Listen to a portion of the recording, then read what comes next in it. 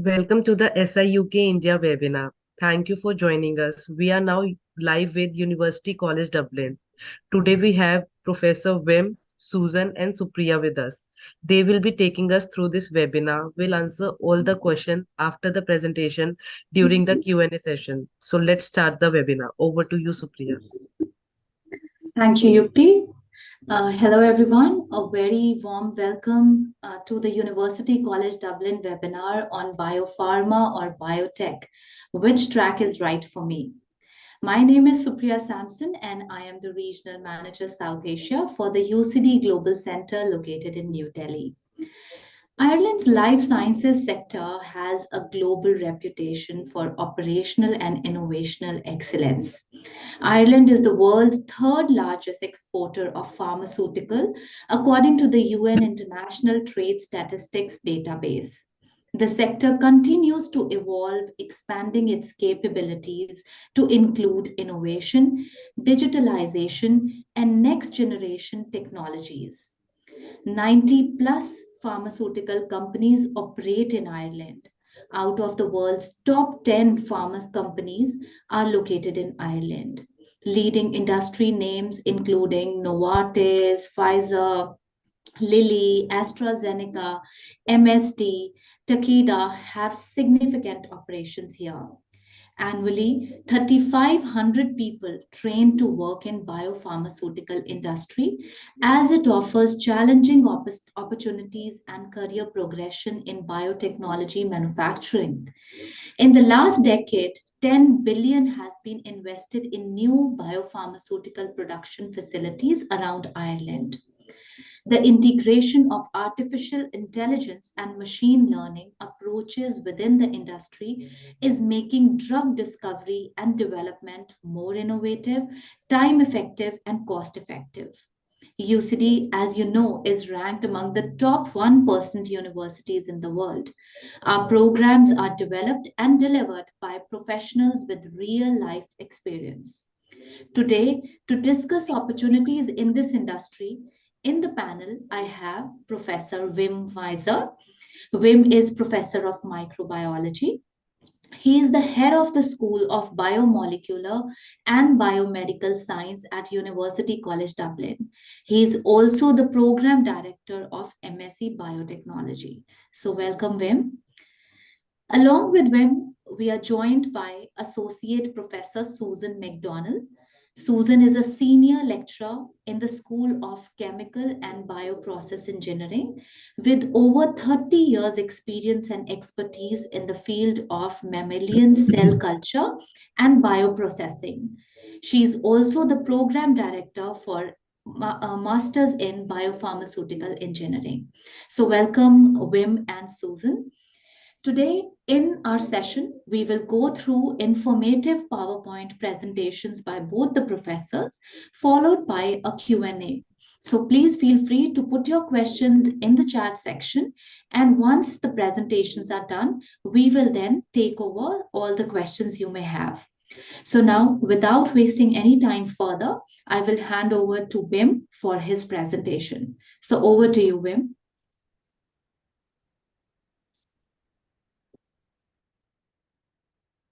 Thank you, Supriya, for introducing both Susan and myself.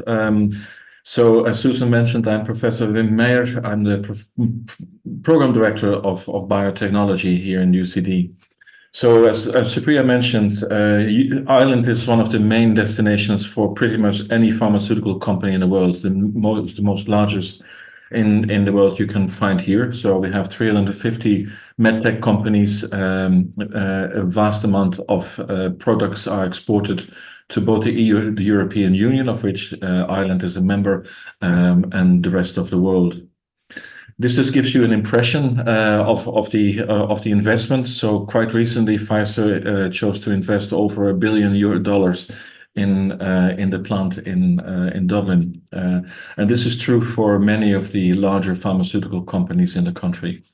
And as a result, there's a very strong demand for graduates, because Ireland not only has a perfect infrastructure, we also have a very highly educated workforce, and hence also excellent universities to deliver these.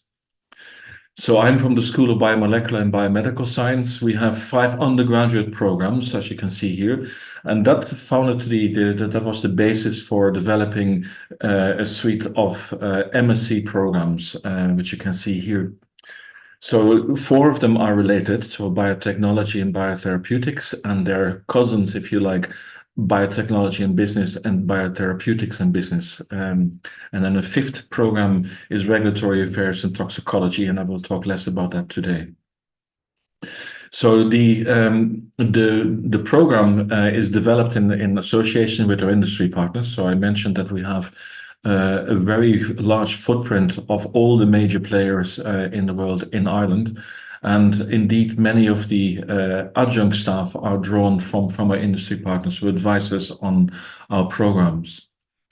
So we train graduates for careers in various areas. So you can see here, from pharmaceuticals to food, nutritional, medical devices, biopharmaceuticals, cosmetics. And students will learn from experts around the world. So both from within our own school, from within UCD, but also invited speakers from the pharmaceutical companies. So how will you learn if you would do any of our courses? So we have the standard traditional lectures, but that's only a small fraction of what we do. So we do tutorials, workshops, group work, mentor meetings.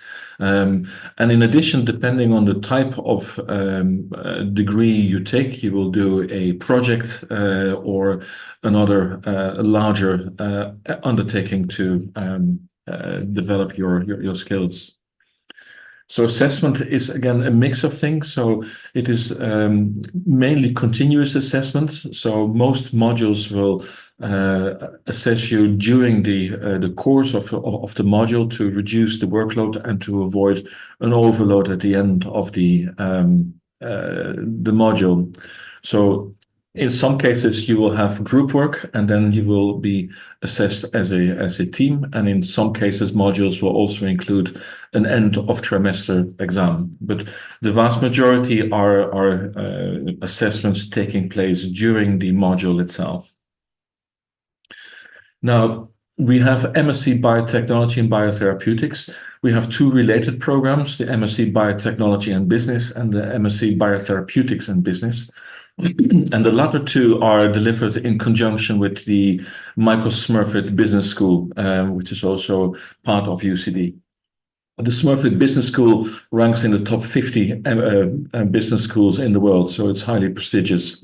So these 2 degrees are part delivered by our school, so which focuses on the science, and part by the business school, which has a number of relevant modules related to business. All of our programs are taking place in one calendar year, which is made up of 3 trimesters, and they're all 90 credit programs. And they are combinations of taught modules and research-based modules, which I'll show you in a second. So for biotechnology and business is a wide-ranging degree, and it focuses on all aspects of biotechnology, so including things like food science, but also the pharmaceutical industry. So it is aimed to increase and deepen your understanding of biotechnology, to train you in state-of-the-art technologies and process engineering, and to enable you to understand how drugs are developed and how the business of biotechnology is evolving. The MSc Biotechnology and Business involves a case study and a business plan. So that takes place over the final trimester. So it's worth 30 credits of a total 90. And the MSc Biotechnology degree, which is related, takes place either in a university laboratory or an internship. And which ones, that depends on your own preference. Some students prefer to see this as a preparation for, let's say, a PhD and would like to do a more research-based project within a research lab. Others prefer to sample industry itself and would go out and do an internship in one of the many pharmaceutical companies. Both modules or both degrees have a core program, so that involves a number of essential topics, like things like drug development, for example, food biotechnology, and so on. And in addition, there are a range of optional modules which you can choose depending on your own interests. Now, the biotechnology and business, our students find a home in many of the companies in Ireland, and you can see only a few of the many big names that are here. The biotherapeutics and business focuses, as the name implies, on biotherapeutics. So these are molecules that are that originate in living cells. It is an important and very critical part of the pharmaceutical industry, and I think that something like half of all the new pharmaceuticals that are approved are indeed biotherapeutics. So in contrast to biotechnology, which is wide-ranging, biotherapeutics is more focused on biologics. Now, this module or this degree has a large university research laboratory project. So this is where students are staying within the university and spend a large amount of time focusing on how biotherapeutics are discovered, how they are developed, how you can produce them, and how you finally go to market. But this module too has a number of core modules, and in addition, you have the choice of choosing from a number of options. The MSc Biotherapeutics and Business will not have the research laboratory project, so 45 credits, but instead it will have a case study and a business plan, which is done in conjunction with the Smurfit Business School. So again, it depends where you see your future, which of these programs is most suitable for you. So the business modules that we are delivering in collaboration with the business school include things like corporate finance, market management, business plan development, and so on. So it is aimed at students who have a background in science but would like to develop their business skills. Then there's MSc Regulatory Affairs and Toxicology. I will be very brief about this. So that focuses on the mix of the regulatory requirements that companies are subject to and toxicology. So this is again a degree that is a 90 credit degree. So includes an internship, just like biotechnology. And is very, very popular. Again, these students find employment in a range of companies, including food companies, pharmaceutical companies, but also regulatory authorities. Now, the business school is or UCD is ranked as the number one place in Ireland for graduate employability, and our data show that 80% of the graduates gain employment within 3 months. And a large number of students actually gain employment while they are still studying. And this is largely due to the internships where students are working within a pharmaceutical or food-related company, gain experience, make contacts, and as our graduates are in great demand, quite a few of them are already offered jobs before they even finish their degrees. So that applies to about 35% of our students. Now, these are the four directors. So myself, Keith, Antonio, and Craig. Craig is also the overall director of the program. So if you have any questions, I'd be very happy to answer these. And thank you for your interest. Thank you so much, Wim. That was very informative. So, students, you would have seen and got an idea that what kind of programs UCD offers, and you would see that there is a demand of having a combined degree, which is with science and business, and UCD has developed that.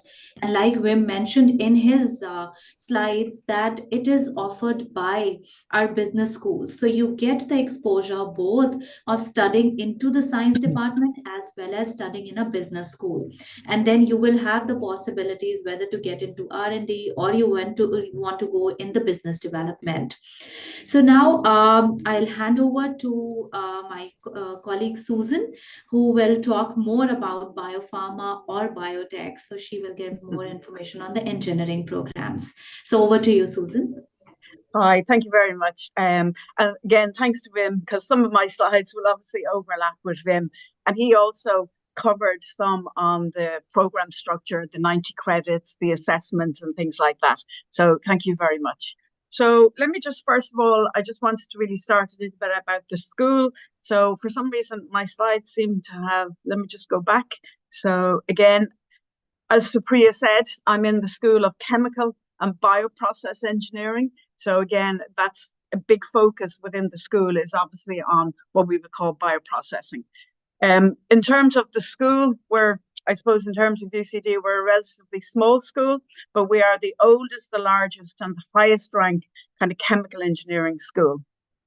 We only have about 16 full-time staff, but of that 16, 4 of our staff are joint appointments with what we call NIBRT, and that's the National Institute for Bioprocessing Research and Training. And that was set up by the government probably about 15 years ago. And again, it was very much at the start of the growth in what Wim mentioned, the biologics or biomanufacturing. We've about 40 plus PhD students. We have an ME program for our own kind of BE graduates, our engineering graduates. And typically we have about 40 on our MEng. So our degree is a master's in engineering science because we're an engineering school. And the biopharmaceutical engineering program is offered to both full-time and also to people who are working in the industry. And again, Wim has already, and Supriya have already stressed Ireland's importance in, I suppose, what we would say biopharma. Traditionally, pharmaceutical industry arrived in Ireland in the 1960s, and then over the last 20 years, it's evolved into both what we would call traditional pharma plus into what we would call biomanufacturing or biopharma. And as Wim said, we have the world's top 10 pharma companies here in terms of the bio side, which again, the hint is in the name, so it involves some kind of biological system. We have 85 of these companies, and we actually have about 23 actual manufacturing sites. Again, the investment has already been mentioned. Some of the recent developments in terms of the biomanufacturing would be Wuxi, Mera GTX, Eli Lilly have expanded, MSD have expanded, Abbott are currently setting up a new facility in Kilkenny. And as Wim mentioned, Pfizer are effectively investing over 1.5 billion in their site in Dublin. And apparently it's kind of going to be a mirror image, similar in size to what's currently there. So about 70% of our graduates, again, currently are employed in pharma jobs. There's also a small number, certain percentage that also actually go into, I suppose, PhD and further study. So just to tell you a little bit about our MEng in biopharmaceutical engineering.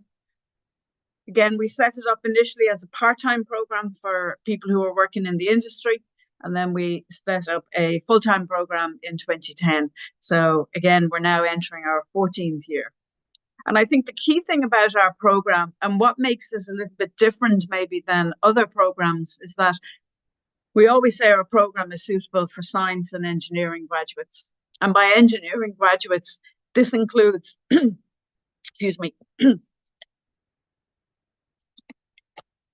this includes individuals coming from what we would call a very traditional, let's say, chemical engineering background. But in addition, we would have a lot of students coming in on a biotechnology, a B-Tech background. And some of those would have substantial amount of engineering, and some of them would have more on the science side.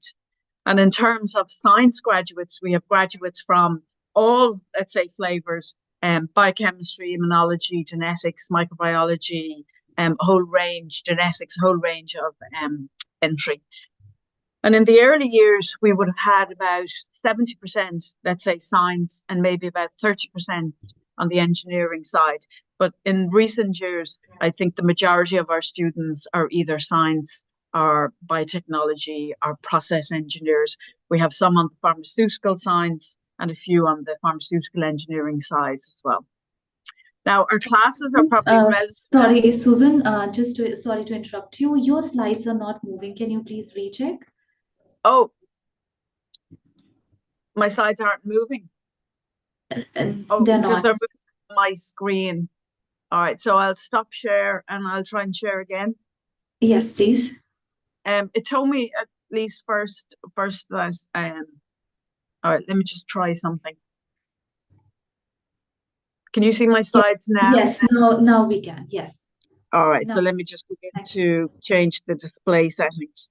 Sorry about that. All right. And can you see my advanced slides coming up? No. All right, so let me just go back then. Again, some of my slides that we passed over are very similar to obviously what Wim was presenting. Again, in terms of the biopharmaceutical engineering, again, I think the key thing is it's for both science and engineering graduates. Our average class size is relatively small, about 20 plus. We've had about 400 graduates from both part-time and full-time.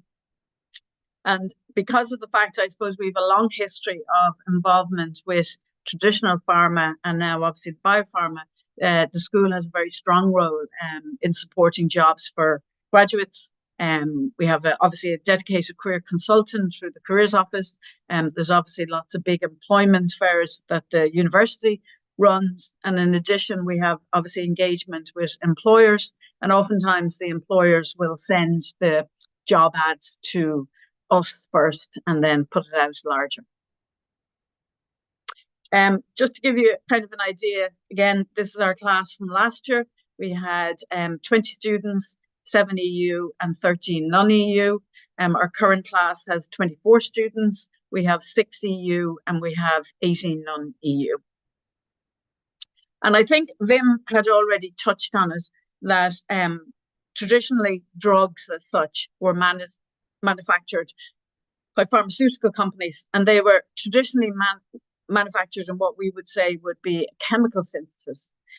And obviously about 25 years ago, the whole landscape changed, and we now have what we refer to, I don't know why that slide is that slide after advancing? I'm not too sure what's happening. We moved into more what we would call biopharma or biopharmaceuticals. And I think the easiest way of illustrating this point is looking at an overview of what's involved in producing what we now refer to as these biologics. And these can be drugs, but more recently, some of these newer therapies are things like cell therapies and gene therapies. And typically how they are produced is using cells, and this is what we call the upstream.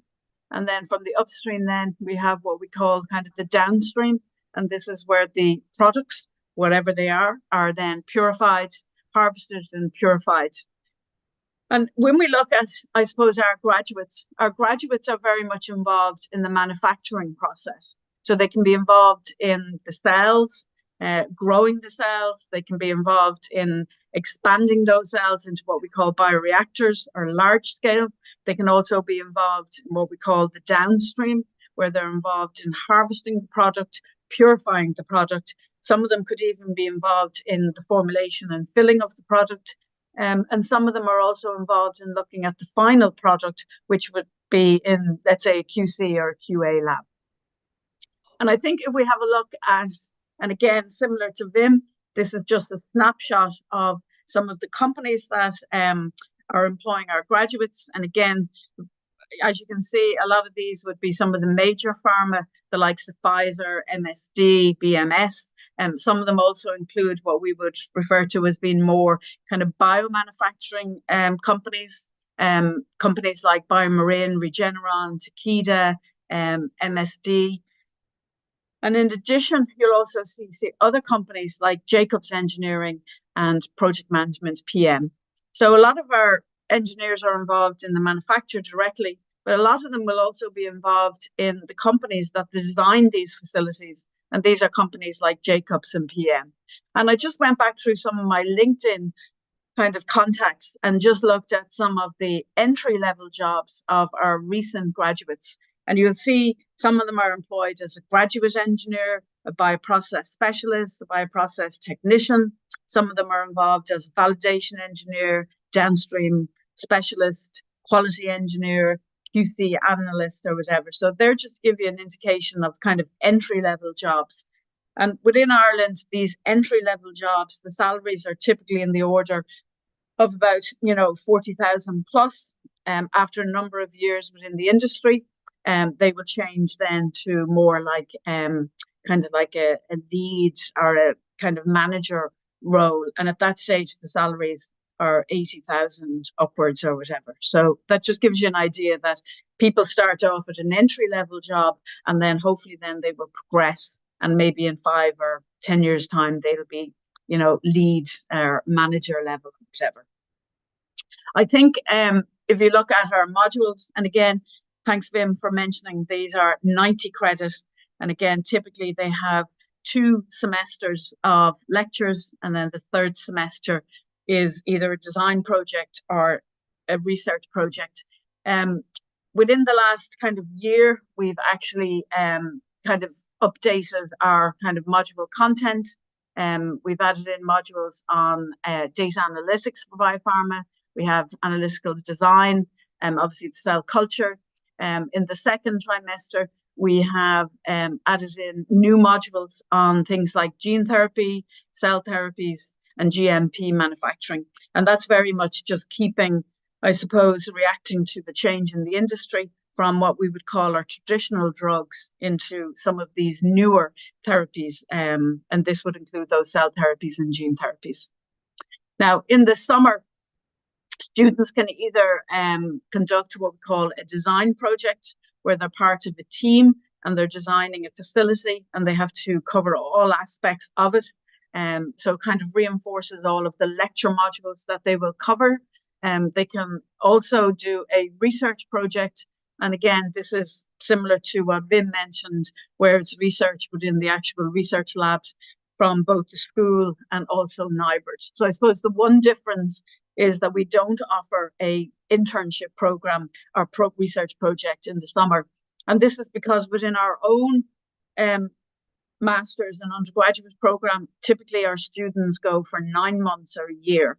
And the companies we kind of interact with want somebody for a longer time period. So that summer project is either in the school or in NIBRD, or else is part of a design project. And the last thing I have is just, again, these are some kind of testimonials. Unfortunately, again, there wasn't time to have a graduate come along.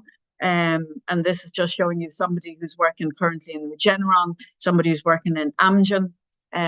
recently, in the last 2 years, thanks to NIBRT, which I mentioned, they have offered an award, the Brendan O'Callaghan Award, for the top student in the class. This is obviously prestigious award, and it also involves €1,500 as well. And this was our first winner. So this was Cheryl Lim, who joined us from Singapore and is currently actually a PhD student within the school. And apologies for the initial mismatch. And I will now stop. Anyway, it seems I've automatically stopped sharing. Thank you so much, Susan. That was very informative.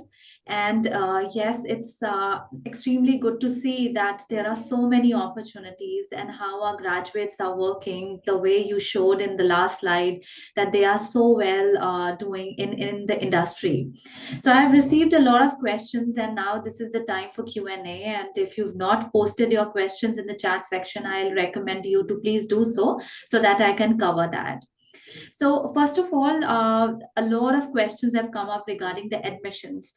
So the most important thing for students is to go through the curriculum. For example, the courses which Wim mentioned about the courses in biotechnology, biotherapeutics, you have to first understand what your interest is. When you read the curriculum, then you'll come to know that, okay, this is the program I should apply, and then make an application. For our September 2024 intake, our admissions are already going on. They started in October, but it's a rolling admission system, first come, first serve basis, and they are still open, but not longer. So be very quick, go through the website, find the right course, and then make an application. When you make an application for these courses, you have to first understand the entry requirements. So basically, we are looking for students who are academically brilliant. Okay, so academic merit is mandatory. We will see your academics, and apart from that, we will also see your 2 letter of recommendation. That is what your professors have to say about you as a student. So they are extremely important. And then comes your statement of purpose. Another important document, if you are applying for biotechnology or biotherapeutics program, is the lab research document. Now, what this document is all about is that we want to see your practical exposure. You know, when we apply from South Asia, a lot of universities here, the curriculum is that we focus a lot on the theoretical part. So we want to understand exactly how much practical component was part of your curriculum. And that is the reason the lab research document is extremely important. So make sure you spend some time on that and talk about your individual and team projects which you have undertaken during your undergraduation. Then complete your application and submit it. We will require an English proficiency test. If you've not taken the test so far, still you can submit your application, because as I said, your admission is based on merit, academic merit, and we'll review it. Once you've taken your English proficiency test, you can upload your scores online, and we do accept IELTS, TOEFL, PTE, and DET also, which is Duolingo examination. Okay, now we'll further talk to our professors regarding the curriculum. So we saw that both the programs, they have 3 trimesters, and one, the last is an internship or a project, what we call. So basically, my first question is to Wim. So if Wim, you can talk about what kind of projects are included in the degrees, for example, biotechnology, and what support does students get to help find the internships or projects in the industry. Sorry, you are on mute. Yeah.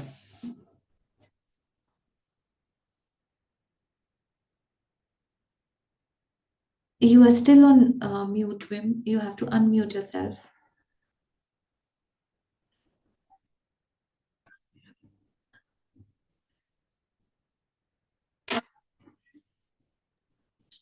If you can unmute, Wim. Yeah, it's done. Yeah, I'm unmuted now. Okay, so what you see here is the program for biotechnology and biotherapeutics. And as you can see, the top half are the core programs, so the core modules that are mandatory. They are slightly overlapping, but they have distinct identities to reflect what the aim of the MSc is, either a more general biotechnology, including things like environmental biotechnology, food biotechnology, or focusing on the biologics or the biotherapeutics. So you have a total of 60 credits as a core. And then in addition, you can do 30 credits and you can choose from the modules below which are most closely related to your interest. Now, what you will see on the left-hand side is the biotechnology. And there you can either do a MSc Biotech project, which is in a research lab within the university itself. We have around 50 academic staff. So there's a wide range of research projects to choose from, ranging from microbiology to things like neuroscience and so on. However, most of the students want to go to industry to do an internship with one of the major pharmaceutical companies. And to help you there, we have dedicated staff to identify companies that are willing to host an intern and also to make sure that the contacts during the positioning are made. So you will have a lot of support from dedicated internship managers within the College of Science. Then if you look at the other two programs, these are the biotherapeutics and business and biotechnology and business. Again, you will see that on the top half, you see the core modules, the ones you have to take. This has a larger section of mandatory modules, and you can see that some of these are delivered by the business school. For instance, the corporate finance teams in the biotechnology enterprise, business strategy, and so on. And they will have either a biotherapeutics case study and a feasibility and business plan involved. So that's basically what we are offering. And as I said, you will have a lot of support finding either a good project within UCD itself, in a research lab, or in industry, depending on your interests. Right. Thank you, Wim. Susan, the same question I put to you also. I know engineering does a lot of career fairs also. They arrange for students where they can connect with the industry. So if you can talk a little bit about the internship options and what support is there in the in engineering side. All right. So let me just reiterate that in our school, we don't offer a 3-month internship as part of our MEng. Again, we either offer a design project or else a research project. And typically the research projects, similar to Vim, are conducted in the research labs. And again, it would span a variety of interest. Most of us in the school are involved in, I suppose, cell kind of processing. We have people who work on gene therapies. We have people who work on cell therapies, various other things like that. The projects that are conducted by our staff that are associated in NIBRD often have some industrial kind of links or whatever, but we don't have a formal 3-month internship program as such. But after, and I suppose similar to Vim, quite a number of our students find jobs before they actually graduate. And a lot of that is that we have, again, a lot of it goes back to our contacts within the industry. We also have a module where we have industry speakers who come in and present case studies. They also talk a little bit about the company. So typically for a lot of the companies we interact with regularly, when they're looking to recruit people, they will actually approach the school. Most of the big pharma also have what they call a graduate internship. And typically that's a 2-year program and they actively recruit. So they come in, give a presentation, and students then can submit. Now, it is a very anyway, it's a hard program to get into. So typically the likes of Lilly, Pfizer, BMS, MSD, they typically will take maybe 20 graduates, but that's from all of Ireland. So it's a very competitive program, but they come into the university and typically it involves, unfortunately, about 2 or 3 interviews or whatever. So, yeah, so and yeah, once the sorry. students graduate, so again, we have fairly active, and our school manager, we have lists and all the jobs that come into the school are sent out to the students. Obviously, as part of, and we would use the careers office in UCD. We have a designated career specialist who works with all of engineering, and we also offer students an opportunity. They have an online system where students can do a mock interview and then it can be critiqued. We also do mock interviews. We invite some employers to come in and students can avail of that opportunity as well. Yes, absolutely. And as UCD is ranked #1 in employability from last consecutive 5 years, you could see the amount of efforts we put in helping the students connect with the industry. You can imagine that. So UCD is very well known brand, and this ranking is all about your industry collaborations and industry partnerships. So there will be a lot of chances where you will connect with the industry partners directly on campus through the career fairs where they're invited. And like Susan mentioned, then you can make an application and the process can follow. We also have a career development center.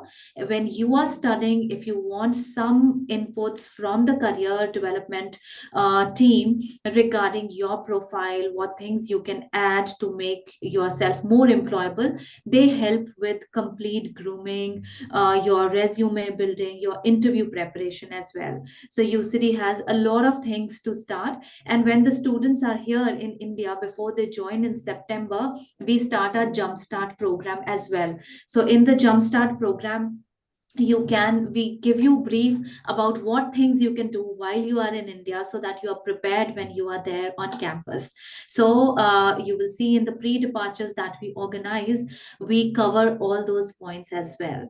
So a lot of hand holding for you, so don't worry about that. And like Wim mentioned in his presentation, 85% students, they get a job within 6 months. And this is not just the UCD data, this is a government survey, proper survey through which this data is extracted. So now I'll move to our next question, which is one of the favorite questions of all the students about the scholarships.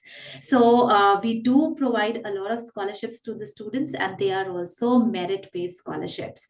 So when we say talk about these programs, they are extremely competitive. We are looking for graduates who have a remarkable profile.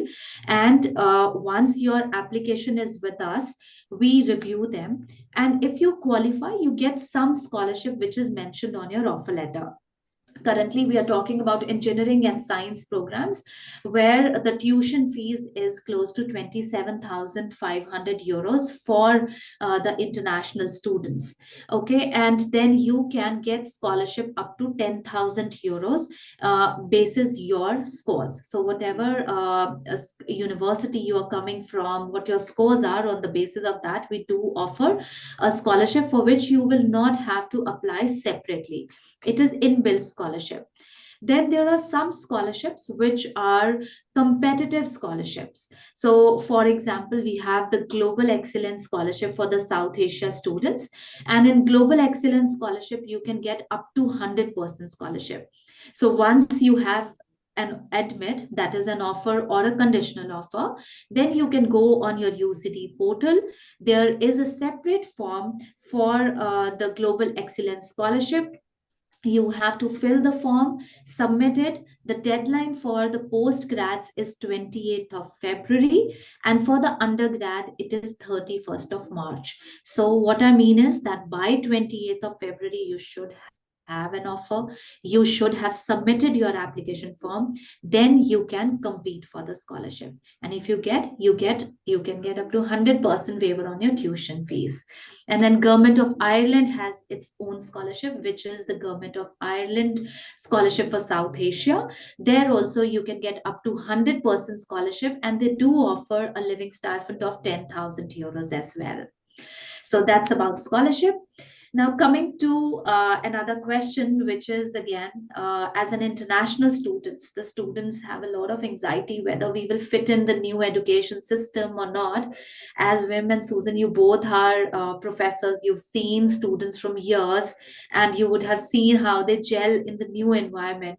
So, do you have any tips or comments on how the international students can ease up their settling in the new environment, and what is the professor and student repo, and how easy is for the students to reach the professors in case they have any questions? So if Susan, you can add some thing to it. Absolutely. I mean, I think similar to a lot of other schools in UCD, we would have what we would call an open door policy.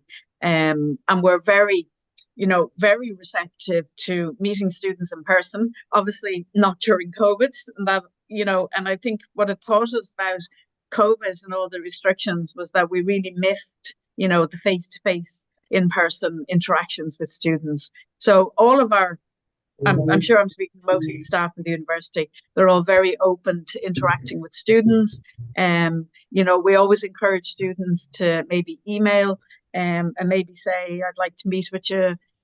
Oftentimes students will come to our offices and we could be in a lecture or we could be in the lab or whatever. So we're very open to meeting students. And I have to say that in my experience, a lot of the international students, particularly those coming from India in particular, are very well organized even before they arrive. There seems to be like a network of support, and they seem to, know a lot and have even, contacted people before they come. They maybe will have identified, individuals that they probably share with and things like that. And I think a lot of useful contacts can be made through LinkedIn. And you mentioned the onboarding and the get ready for the jobs, and the careers office. They also do a session on preparing a LinkedIn profile. And while LinkedIn is very much used for jobs, it can also be used to look for people who have graduated from the program and to connect with them even before they arrive or whatever. Yeah, that's brilliant advice, that you can connect and network well, because I think internationally networking is something which can help you build up connects in a new place, and that helps you further in the jobs also. So Wim, any comments you have about the class size and the class diversity you've seen, or the Indian students in the past which you have seen? Yeah, so to second Susan's comments, so the staff are indeed very open, so they are usually approachable immediately after lectures, during programs, and so on. If you look at diversity, UCD is indeed a global university. It is immensely diverse. I think in total UCD has students from, I think, 150 nationalities. If I look in my research, my own research team alone, I have 8 nationalities. So going from India to Costa Rica. So international students are very, very welcome. UCD has great facilities. So in terms of cinema, swimming pools, and so on. So that gives a great opportunity to socialize. And then in our own programs, when students start off in our master's programs, we have a day away as an icebreaker. So we go to one of the scenic places in Ireland, bring the entire class, so all of our master students. We have around 100 of them. And then that is to socialize and to meet the staff, meet fellow students, and so on. And we do that twice a year. So that is an icebreaker. So interactions between staff and students are incredibly important. Which you can also see, because after graduating, many of the students stay in touch with the lecturing staff. Yeah, absolutely. UCD is very multicultural. I totally agree. And more than 140 nationalities, and sometimes you come to meet a person from a different nation which you have never heard of. So that could be a possibility in UCD. So that's excellent, and we are very proud that we have the largest campus in whole Europe. So in my background, if you see a nice, beautiful lake, which is just opposite our engineering department, there are 3 such lakes within the campus, and that's the reason UCD has a big sports facility also for the students. So students, we do not believe just in studies, we also want to give you the best student life experience, and that's the reason you will see all the sports facility. We have an Olympic size swimming pool, we have gymnasium, we have 2 libraries, we have all the sports as well. And in Tokyo Olympics, 2 of our students, they won gold medal also. So if you get into UCD, it's like a holistic development that you will have in your career, in your life. And that's the reason we always recommend the students to focus on your student life rather than just running around the jobs and looking for part-time jobs, and everything will follow, but yes, enjoy your time over there. So a lot of questions have come up because Ireland is an emerging market for a few students, and they want to know about the life in Ireland and Dublin as a place. So if Wim, you can talk about, we were talking about weather only, if you can give them an idea that what exactly is the weather like, and about a little bit about the life in Ireland. Yeah, maybe I'm a good person to ask, because you may have noticed that I am not Irish myself. I'm actually Dutch, so from the Netherlands, and I arrived in Ireland 27 years ago.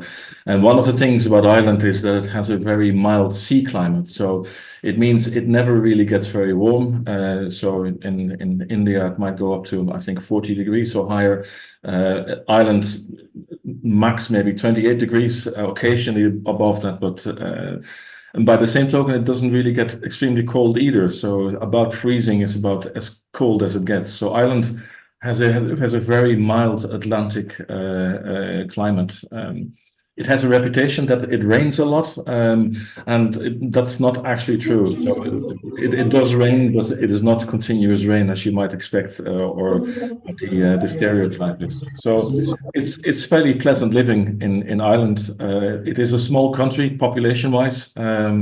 I think Susan may correct me if I'm wrong, but we have around 4.5 million people, which is probably a neighborhood in some of the Indian big cities. So one of the attractiveness is that it is not very populated. Dublin itself can be busy, but the moment you go outside Dublin, it becomes fairly quiet. So, and it is fairly green as well. So. Absolutely. Can I just add? Can I just add? Yes, yes, absolutely, Susan. Go ahead, please. I suppose as a Dubliner born and bred, obviously we think Dublin is the capital and the best city, but Wim is right. Like, if you look at the rainfall, believe it or not, Dublin has the wettest part of Ireland is on the west. And Ireland I think we've about 100 days of rain, and in the west of Ireland they can sometimes have nearly 200 days of rain. But all of that rain is good for our plants and our green trees and whatever. So I suppose the thing to me that's special about Dublin is that in terms of capital cities, like our population is about 1.5 million. So, almost a quarter of people live in Dublin. It's a busy city. But if you look at the map, you'll see that we are literally right on the bay. So we're by the sea. But likewise, like I live about 8 kilometers from UCD, and within about 10 minutes, I can be in the mountains or whatever. So there's a lot of very nice walks, very nice countrysides. Obviously, there's parts of Ireland that are very sparsely populated. But no, and I mean, similar to any capital city, it's a very active, arts. We have a number of theatres. We have a lot of galleries. All of the galleries are free. So again, it's a very vibrant, active city. And obviously, we'd have to mention we've very good. People always think we have great pub scene. I suppose the reputation of Ireland is drinking a lot, which when you look at EU values isn't really quite true, but we certainly have a lot of pubs, a lot of coffee shops more recently, lots of restaurants, again, to represent our more diverse population. Again, lots of restaurants from different countries, nationalities, and whatever.